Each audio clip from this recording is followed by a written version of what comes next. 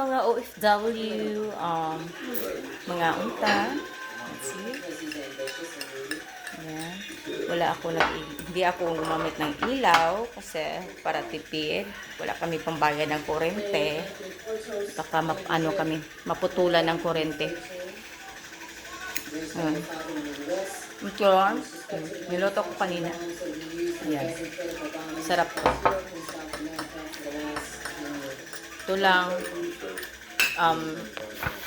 pagkain ng mahirap. Okay na to. Mabusog namin ito. Yan. Mabusog namin ani. Samuang giluto nga itlog with sardinas.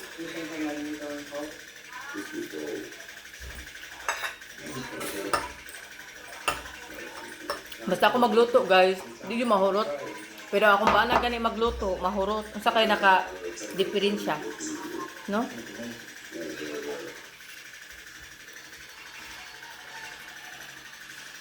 Oh. Ang sakay naka-diferensya, guys.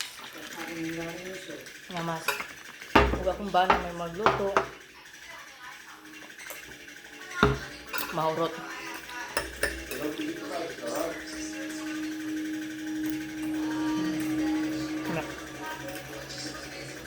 Lamit na kanina mo mga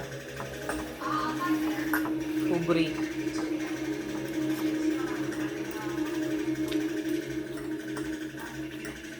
And then, hindi mo dayo og lakaw karon, magluto ko og kapayas with sardinas.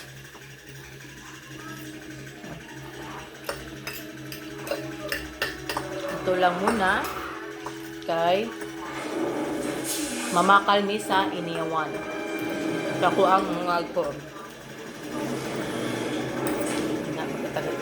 Banding-banding.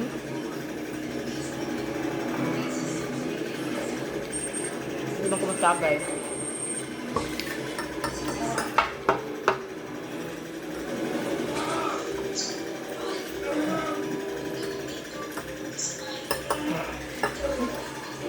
Daga na gumagsawa mo, Max. Superman. Oh, init pa kayo na, bibi. Yeah, adodong.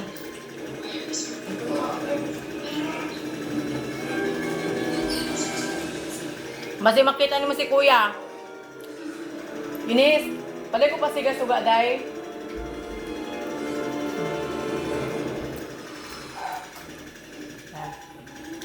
Para maklaro ako ang kagwapa. Ano nga, electric pan.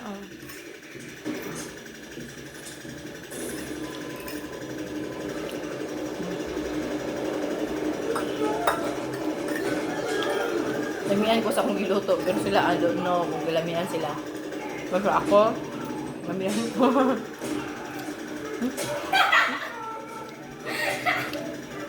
May tao pala sa likod. Oh. Kain ka doon, Maxi. Yan. Na-miss ko to, yung ulam ng ganito. Kasi sa akom, isda. Pero okay naman yung isda. Isda lagi. Masarap din laging. Minsan lang kami magbaboy. Tapos,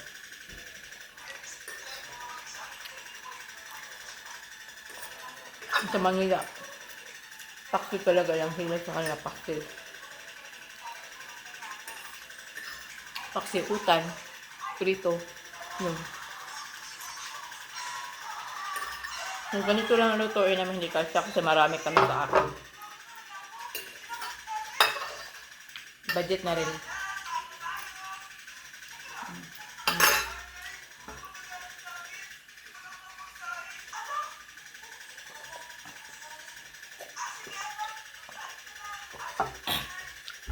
Ayan. Busog na ko. Oops.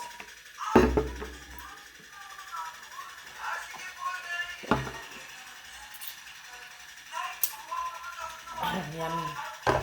Yan, okay. Bulldog si Maxi, pakan-a. Nag-atang na dire.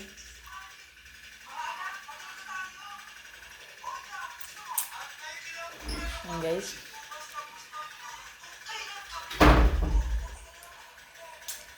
Kasi magipakaon. Si Maxi pakan Lo, si Maxi!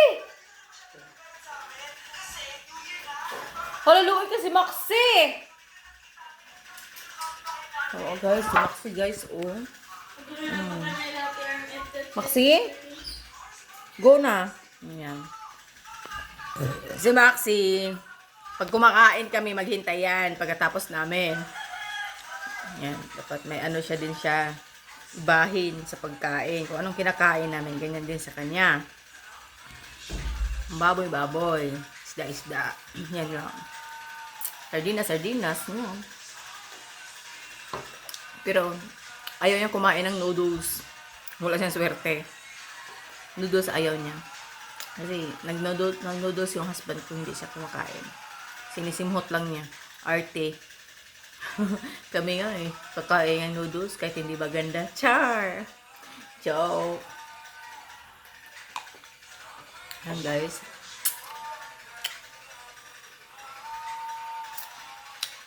Taba na ako dito.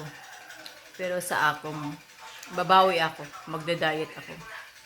Kasi dito magagalit yung asawa ko. Pero pag magko-coffee ako, hindi talaga ako gumagana ng kain. Hindi yung ganang kain. Inawa naman yung coffee. Diba? And then, sa ako milasma is na light siya, guys. Tungod na sa ako ang shark oil. Siya gyud ang nakawasa ko ang melasma. Light na siya, di na siya very dark.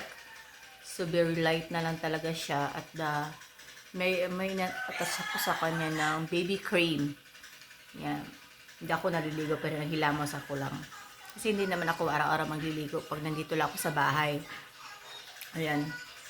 Pag nandito lang ako sa bahay, if hindi ako wala akong lakad, depende, hindi ako lakad, wala din akong ligo. Nandito lang, lagi nakahigda, kain, ganyan lang. Pag sinabi ng asawa ko, mababaho na yan, maliligo na ako. Nababaho na yan. Kaya nga ayaw ko maliligo kasi para hindi yung sa ang asawa natin. Magsisiping. Yan ang technique ko. Joke. Kasi ayaw ko talaga na minsan kahit wala tayong ginagawa, 'di ba? Pagod pa rin. Kaya nga minsan magagalit yung asawa ko, char.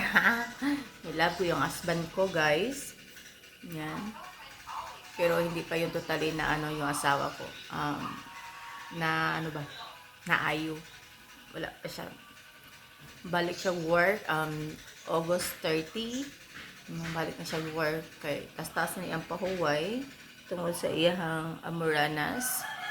Didalin dapat i-sure yun na to atong bana nga maayo na siya una na to ipapuwork balik og trabaho. Kay ang trabaho na ara na ang kinabuhi sa tong bana din na nato makita, di ba? Muna dapat ang pinga nato ato ang bana ug atong mga anak ug kita sad especially kita mga ginahan nga kita sa mo abag sa to ang bana dapat ato sang tabangan ato pagaling.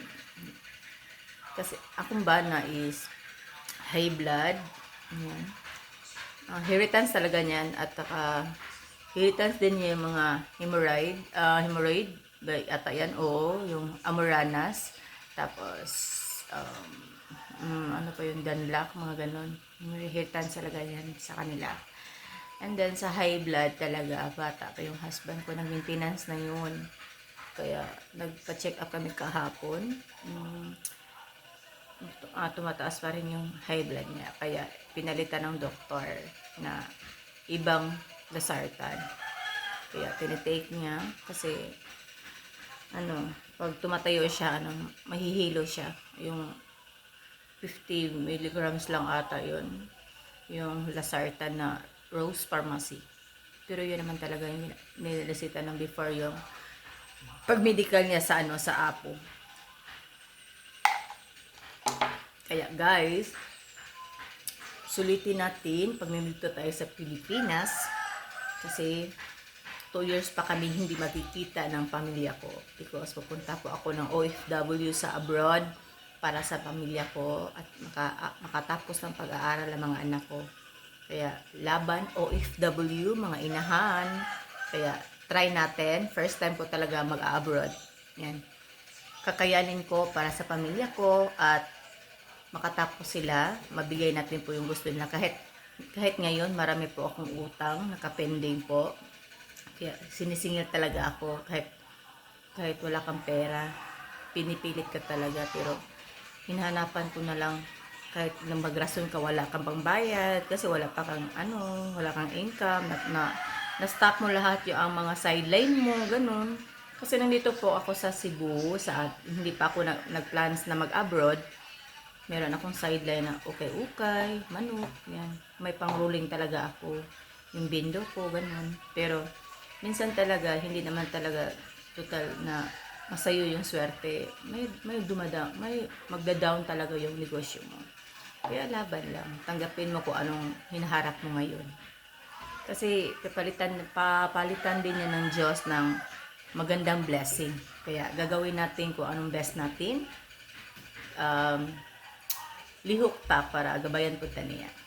Kaya mga OFW, laban. Thank you guys. Please ko subscribe sa aking channel, YouTube channel, Mama Bisaya. Bye!